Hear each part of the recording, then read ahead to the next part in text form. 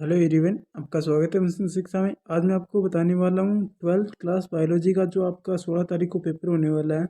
उससे पहले previous year मैंने अभी तक जो केमिस्ट्री हो गया, आपका फिजिक्स हो गया, मैथ्स हो गया, जिसे बायोलॉजी से रिलेटेड नहीं है मैथ्स, बट इनमें जो क्वेश्चंस आए वो प्रीवियस ईयर यानी 2011, 12, 13, 14 जो एनसीईआरटी थी ना 4-5 साल, उनमें से उठाए गए। तो मैंने उन सभी पेपर्स के जो ये स्लाइड्स बना रखी है वो आपके सामने शो करूँगा। आप उन क्वेश्चंस को पढ़ के उनका आंसर निकाल लीजिएगा। वो क्वेश्चंस मैं कह सकता हूँ आपको कि जो हम रिकमेंड करते हैं वो क्वेश्चन ना आए, बट जो प्रीवियस ईयर क्वेश्चंस है वो आप ज़रूर पढ़ के जाएँ एक बार के लिए, उनके आंसर ज़रूर निकाल के जाएँ। तो मैं जैसे चलता हूँ, आपको फर्स्ट क्वेश्चन पे ले जाता हूँ। देखिए, ये 2013 12-13 से क्वेश्चन है। 12 से स्टार्ट किए मैंने, 13, 14 और 15 तक, 16, 15, 16 तक। 16 के बाद चेंज हो गया, एनसीईआरटी आरबीएसई लग गया था, तो मैंने एनसीईआरटी वाले सारे क्वेश्चंस ले लिए। तो फर्स्ट क्वेश्चन आपका देखिए, फर्स्ट क्वेश्चन क्या है हमारा। फर्स्ट क्वेश्चन है, पुष्पी पादपों में भ्रूण पोष की सूत्र गुणिता क्या होती है। इसका आंसर आपको देना है, सूत्र गुणिता क्या होती है। नेक्स्ट स्लाइड पर चलता हूँ मैं। अब आता है नेक्स्ट क्वेश्चन आपका। ये क्वेश्चन है मॉडल उस पेपर के अकॉर्डिंग है जो कि आपका 2012 का पेपर है, उसी के अकॉर्डिंग है। पहला क्वेश्चन आ गया। फिर ये दूसरा क्वेश्चन है, प्रथम नृत्य सी कीज क्या है, कीज क्या होती है उसके बारे में आपको बताना है। फिर ये क्वेश्चन आ गया, उत्परिवर्जन का किसे कहते हैं। ये क्वेश्चन 5 नंबर क्वेश्चन। आप नेक्स्ट स्लाइड पर चलता हूँ, स्लाइड का स्क्रीनशॉट लेते जाइए। मैं आपको सभी क्वेश्चन इस वीडियो में नहीं कर पाऊंगा क्योंकि वीडियो बड़ा हो जाएगा, तो आपके लिए सुनने के लिए हैवी हो जाएगा।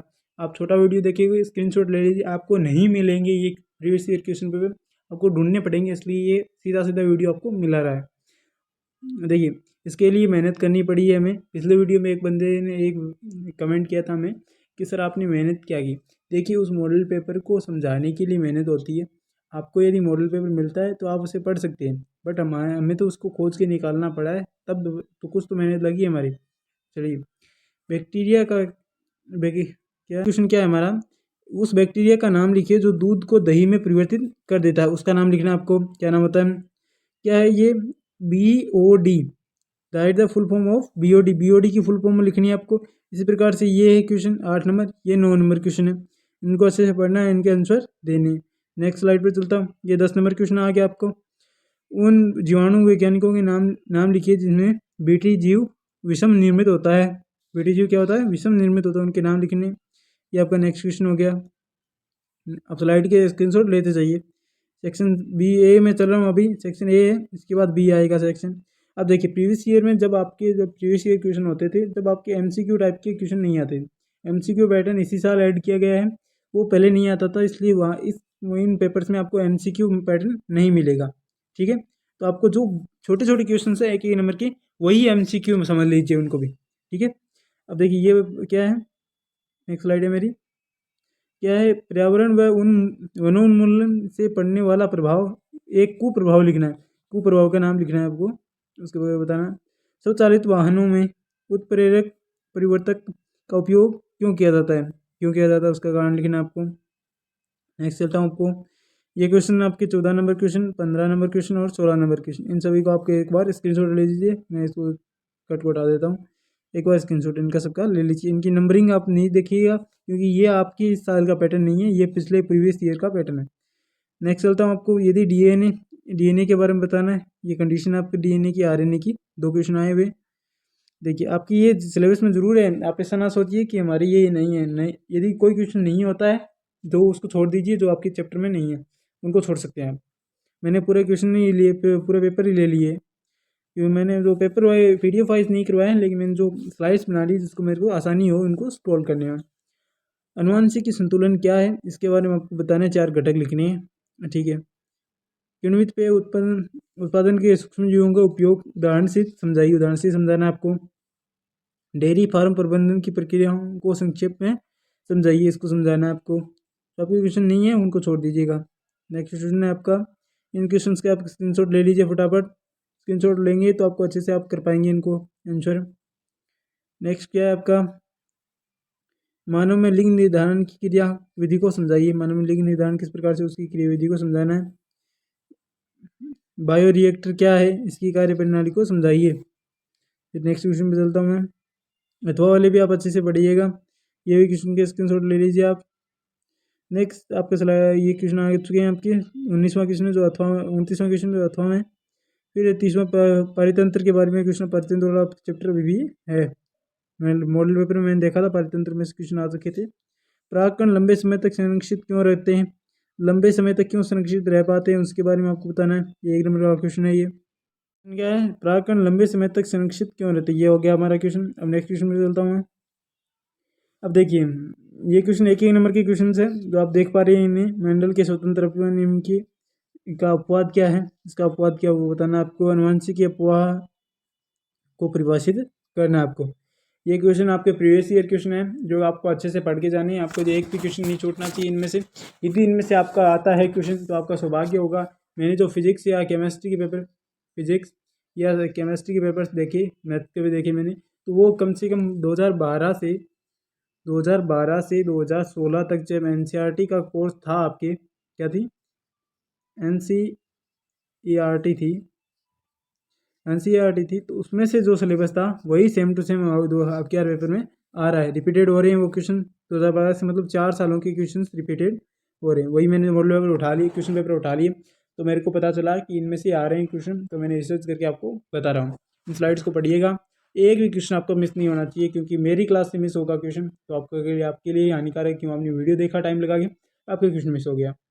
फिर क्या, गेहूं के प्रण, इसके बारे में, ये कीटक के प्रतिरोध किस्म के नाम लिखिए। ये क्वेश्चन आपका मॉडल पेपर में आ चुका है, क्योंकि इस क्वेश्चन को ध्यान रखिए। 6 नंबर क्वेश्चन को आप अच्छे से पढ़िएगा, ठीक है। नेक्स्ट क्वेश्चन में चलता हूँ। ये इन क्वेश्चन के स्क्रीनशॉट ले लीजिए और अच्छे से क्वेश्चन का पढ़ लीजिए इनके आंसर। वायुमंडल में उपस्थित 4 ग्रीन हाउस गैसों के नाम लिखिए। त्वरित सुपोषण का क्या है उनको बताना है। अलैंगिक जन द्वारा उत्पन्न संतति क्यों कहा जाता है, कारण दीजिए। यदि एक शुक्राणु, ये इसके बारे में आपको बताना है। फिर नेक्स्ट है 17वां क्वेश्चन है कि मरुस्थल में निवास करने वाले जंतु में 4 अनुकूल लिखिए। अब आप जीव विज्ञान के छात्र होने के कारण किसानों को कैसे समझाएंगे कि मधुमक्खी पालन उनके लिए आसान और आर्थिक दृष्टि से लाभदायक है। आप किस प्रकार से, देखिए नेक्स्ट क्वेश्चन है आपका, वाहित मार्ग में सूक्ष्म जीवों के निष्कासन कर दिया जाता है, इसमें उपचार पर क्या क्या प्रभाव पड़ेगा, ये आपको बताना है। नेक्स्ट क्वेश्चन है आपका, अनुकूली विकिरण अनुकूली विकिरण उदाहरण से ही समझाइए। इनके बारे में आपको बताया, एक्सप्लेन करना है। भ्रूणपोष क्या है, विभिन्न प्रकार के भ्रूणपोषों को समझाइए। सह प्रभाविता किसे कहते हैं, इसको उदाहरण देकर समझाइए। नेक्स्ट क्वेश्चन आ चुके हैं आपके, तो थोड़ा जूम कर पाएंगे आप, जूम कर स्क्रीनशॉट ले लीजिए इनका। जूम आउट कर देता हूँ मैं एक बार के लिए। अब ये वीडियो क्वालिटी बढ़ा लीजिए जिसकी स्क्रीनशॉट सही आए। नेक्स्ट क्वेश्चन है, नेक्स्ट क्वेश्चन आ चुके हैं आपके, चलता हूँ मैं। ये आपके प्रतिरक्षी किसे कहते हैं, सक्रिय प्रतिरक्षी को अंतर लिखिए। निष्क्रिय सक्रिय में इनकी संरचना बतानी है आपको। परितंत्र किसे कहते हैं, परितंत्र की संरचना समझाते हुए परितंत्र पोषण के स्तरों का आरेख लिखिए।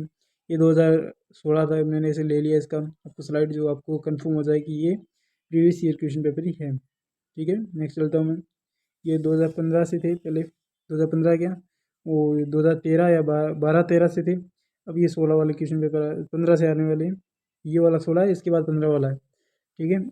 ये 1 नंबर की क्या है, गर्भ निरोध किसी एक प्रकृति विधि नाम लिखिए। गर्भ निरोध किस प्रकार से कर सकते हैं आप, उसकी एक प्रकृति विधि नाम लिखना है। नील क्रांति क्या है, नील क्रांति क्या है, यानी व्हाट इज ब्लू रेवोल्यूशन, आपको बताना है।